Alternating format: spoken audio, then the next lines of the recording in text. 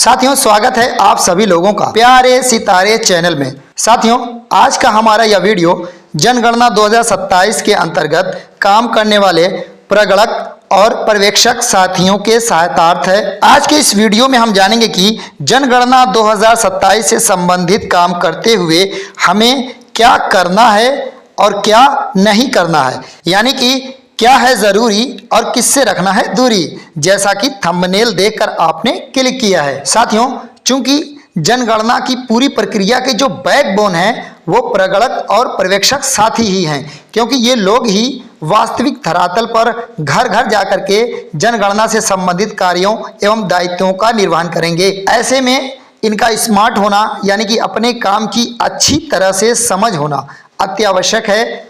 इन्हें यह स्पष्ट रूप से पता होना चाहिए कि हमें क्या करना है और क्या नहीं करना है, ताकि अनपेक्षित समस्याओं और बाधाओं से बच सकें। और साथियों, जैसा कि हम सभी जानते हैं कि जनगणना 2027 फुल्ली डिजिटलाइज्ड है, यानी कि यह पूरी प्रक्रिया ऐप आधारित है।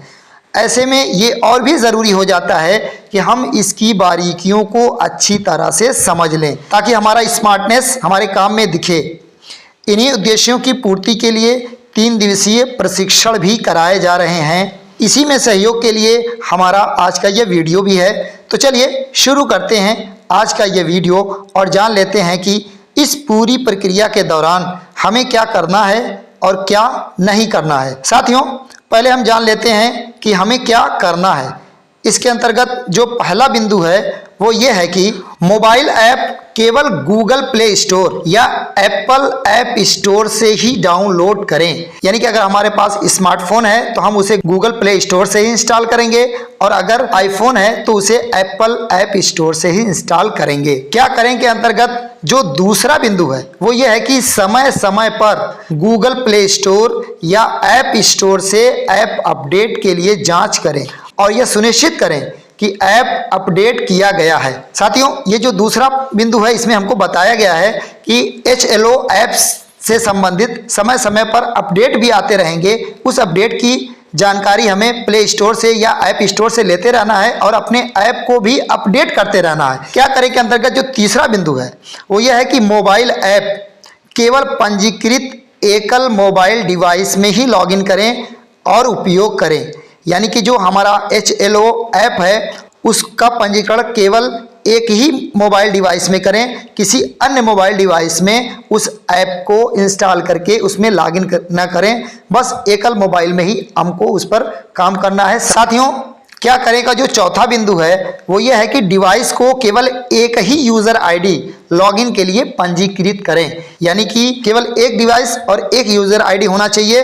किसी अन्य प्रगणक या पर्यवेक्षक के यूज़र आईडी को एक डिवाइस में नहीं लॉगिन करना है, यानी एक डिवाइस में एक से अधिक यूज़र आईडी को लॉगिन नहीं करना है। पांचवा बिंदु है चार्ज ऑफिसर द्वारा CMMS पोर्टल पर मकान सूचीकरण ब्लॉक, यानी कि HLB के आवंटन के बाद ही अपने डिवाइस को पंजीकृत करें। चार्ज अधिकारी द्वारा SMS या ईमेल के माध्यम से आपको लॉगिन क्रेडेंशियल प्रदान किए जाएंगे। यहाँ जो पांचवा बिंदु है उसमें हमें बताया गया है कि हमें HLB के आवंटन के बाद ही अपने डिवाइस को पंजीकृत कराना है। चार्ज अधिकारी द्वारा उपलब्ध कराए गए लॉगिन क्रेडेंशियल द्वारा हम लॉगिन तो करेंगे, लेकिन तब लॉगिन करेंगे जब हमको HLB का आवंटन हो जाए, उससे पहले हम लॉगिन नहीं करेंगे। छठा बिंदु है सुरक्षा सुनिश्चित करने के लिए मोबाइल ऐप का डिफ़ॉल्ट पासवर्ड बदलें। ये एक बात ध्यान रखें, जैसे ही आप लॉगिन कर लेंगे वहाँ अंदर आपको ऑप्शन मिलेगा पासवर्ड रीसेट करने का, उसे तत्काल रीसेट कर लें और अपना नया पासवर्ड बना करके सुरक्षित कर लें। जो सातवां बिंदु है वो ये कह रहा है कि सुनिश्चित करें कि मोबाइल ऐप स्क्रीन पर प्रदर्शित होने वाले लोकेशन विवरण आपके नियुक्ति आदेश के अनुसार हों और उसके बाद ही आवंटित HLB का फील्ड कार्य प्रारंभ करें। दोनों की स्थिति सेम होनी चाहिए। इस बात को हमें सुनिश्चित कर लेना है कि ऐप में प्रदर्शित होने वाला विवरण और जो नियुक्ति आदेश में विवरण दिया गया है HLB का, दोनों एक जैसे हों, एक समान हों। आठवां बिंदु है किसी भी प्रकार की कठिनाई यथा लोकेशन विवरण में विसंगति, डिवाइस के पंजीकरण में समस्या आदि के समय अपने चार्ज ऑफिसर से संपर्क करें। यानी अगर हमको कार्य करते समय किसी भी प्रकार की कोई परेशानी होती है या लोकेशन को ही लेकर के विसंगति आती है या डिवाइस के पंजीकरण में कोई समस्या आती है या इस तरह की कोई अन्य समस्या आती है, तो हमें सीधे अपने चार्ज ऑफिसर से संपर्क स्थापित करना है, उनको संबंधित समस्याओं से अवगत करा देना है। 9वां है, प्रत्येक 5-6 मकानों या परिवारों की गणना के बाद दर्ज किए गए आंकड़ों को सेंट्रल सर्वर पर अपलोड या सिंक करें ताकि डेटा हानि से बचा जा सके। साथियों, बहुत महत्वपूर्ण है, हमें पूरा सर्वे कंप्लीट करने के बाद डेटा को सिंक नहीं करना है, क्योंकि अगर हमने HLO ऐप में सभी मकानों का डेटा फीड कर लिया और लास्ट में हम जा करके अगर डेटा सिंक करते हैं और अगर किसी कारणवश कोई समस्या उत्पन्न हो जाती है और हमारा डेटा सिंक नहीं होता है, पूरी मेहनत हमारी बेकार हो जाएगी और हमको फिर से पूरा सर्वे करना पड़ सकता है। तो ऐसी स्थिति से बचने के लिए ये उपयुक्त रहेगा कि हर 5-6 मकान या परिवार की गणना करने के बाद डेटा को सिंक कर लिया जाए और उसे सेंट्रल सर्वर पर अपलोड कर दिया जाए ताकि वो सारी जानकारी सुरक्षित रहे। 10वां बिंदु है, सिंक करें आइकन बटन पर क्लिक करने के बाद HLB के पूरा होने की पुष्टि करने के लिए चेक बॉक्स पर टिक करना याद रखें।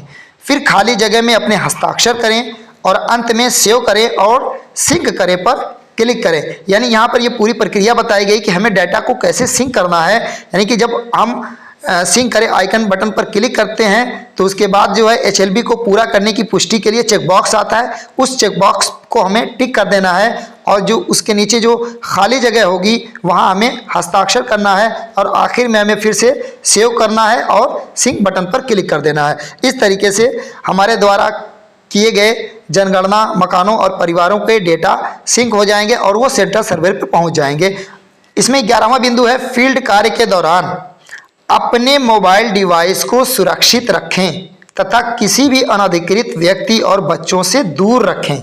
साथियों, ये अति आवश्यक है कि हम अपने मोबाइल डिवाइस को अपने पास ही सुरक्षित रखें, किसी भी अनधिकृत व्यक्ति या बच्चों को न दें जिससे कि उसके साथ कोई भी अनहोनी या अप्रिय घटना घटित होने की जो संभावना है वो दूर हो जाए। तो हमें अपने मोबाइल डिवाइस को पूरी तरह से सुरक्षित रखना है, क्योंकि हम जनगणना जैसे राष्ट्रीय महत्व के कार्य को हम मोबाइल डिवाइस से पूरा कर रहे हैं, तो ऐसी स्थिति में उसको सुरक्षित रखना अत्यावश्यक है। साथियों, आइए अब जान लेते हैं कि इस पूरी प्रक्रिया के अंतर्गत हमें क्या नहीं करना है, यानी कि क्या न करें। तो इसके अंतर्गत जो पहला बिंदु है वो ये है कि इस ऐप का प्रयोग करने के लिए किसी भी प्रकार के क्लोनिंग ऐप जैसे कि parallel spaces, dual apps, APK फाइलें आदि का उपयोग न करें। यह अवैध और असुरक्षित है। इस तरीके से डेटा अपलोड या सिंक नहीं होगा और डेटा हानि के कारण आपको कार्य को दोबारा करना पड़ सकता है।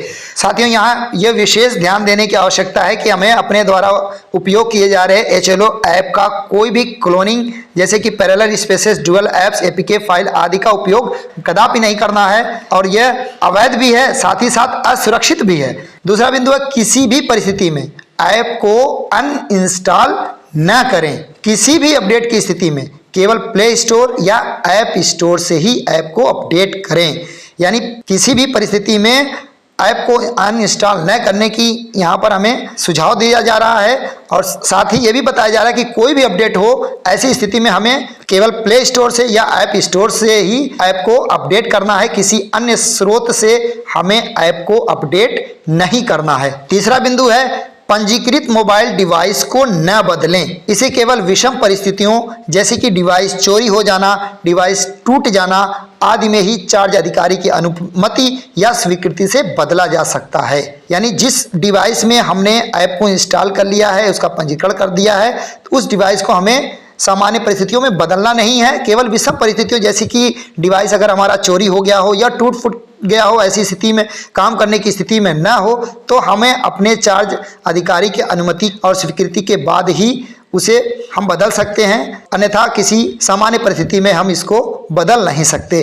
चौथा बिंदु है, अपना यूजर आईडी और पासवर्ड किसी के साथ साझा न करें। ये तो सामान्य परिस्थितियों में हम जो भी यूजर आईडी या पासवर्ड जिस भी ऐप या पोर्टल के लिए यूज कर रहे हैं, वेबसाइट के लिए, उसे हमें किसी से कभी भी नहीं साझा करना चाहिए। और यहाँ पर भी ये बात बताई जा रही है कि हमें अपना यूजर आईडी जो कि चलो ऐप में लॉगिन करने का जो आईडी है और जो पासवर्ड है उसको हमें किसी से भी किसी भी परिस्थिति में साझा नहीं करना है। उसे हम कहीं अलग से लिख करके सुरक्षित कर लेंगे डायरी वगैरह में, लेकिन हम किसी से हमें उसको साझा नहीं करना है। इसीलिए कहा भी गया है कि जैसे ही आप सिस्टम द्वारा उपलब्ध कराए गए आईडी पासवर्ड द्वारा आप लॉगिन कर लेते हैं तो पासवर्ड को रीसेट कर लें ताकि आपका अपना पासवर्ड हो और उसको आप सुरक्षित रखें, उसी से लॉगिन करते रहें। पांचवा बिंदु है, जब आप पहले से ही एक डिवाइस का पंजीकरण कर चुके हैं तो आंकड़ों की प्रविष्टि के लिए किसी अन्य डिवाइस का उपयोग न करें। यहाँ ये बात बताई जा रही है कि अगर हमने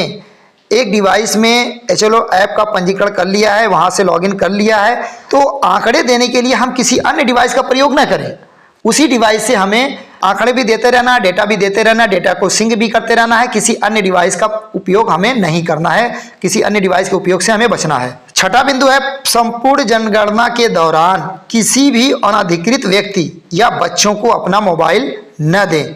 देखिए यहाँ पर जोर देकर कहा गया है कि भाई जब तक जनगणना जैसे राष्ट्रीय महत्व का काम चल रहा है डिवाइस से, तब तक आप डिवाइस को यानी कि मोबाइल हैंडसेट को किसी भी अनधिकृत व्यक्ति को न दें और बच्चों को भी न दें। सातवां है, जनगणना 2027 के लिए आधिकारिक रूप से नियुक्त व्यक्ति के अतिरिक्त किसी भी अनधिकृत व्यक्ति से किसी की व्यक्तिगत जानकारी साझा ना करें या जनगणना रिकॉर्ड देखने की अनुमति ना दें। यहाँ बताया जा रहा है कि जनगणना 2027 के लिए आधिकारिक रूप से जिन लोगों को इस काम में लगाया गया है उनके अतिरिक्त जितने भी लोग हैं जो अनधिकृत लोग हैं उनसे किसी की भी हमें व्यक्तिगत जानकारी को साझा नहीं करना है, साझा करने से बचना है। साथ ही साथ जनगणना रिकॉर्ड को भी देखने की अनुमति ऐसे लोगों को हमें नहीं देनी है। आठवां और अंतिम बिंदु है, HLO ऐप खोलने के लिए बनाए गए पिन को किसी के साथ साझा ना करें। यानी कि HLO ऐप खोलने के लिए जो पिन बनाया गया है उस पिन को भी आप किसी के साथ साझा नहीं करेंगे। ये सभी चीज़ें सुरक्षा की दृष्टि से अति आवश्यक हैं, इनका ध्यान रख करके हमें काम करना है। बताए गए निर्देशों के अनुसार अगर हम काम करते हैं तो हम अपने काम को बहुत ही सहजता के साथ, सरलता के साथ और शुद्धता के साथ हम काम को पूर्ण कर लेंगे। किसी प्रकार की कोई समस्या, परेशानी और कठिनाई होने की भी संभावना नहीं रह जाएगी। साथियों, अगर वीडियो पसंद आई हो तो लाइक कमेंट जरूर करें और अपने साथी मित्रों के साथ ज़्यादा से ज़्यादा शेयर करें। चलते हैं, फिर मिलेंगे एक नई जानकारी के साथ। तब तक के लिए बाय बाय।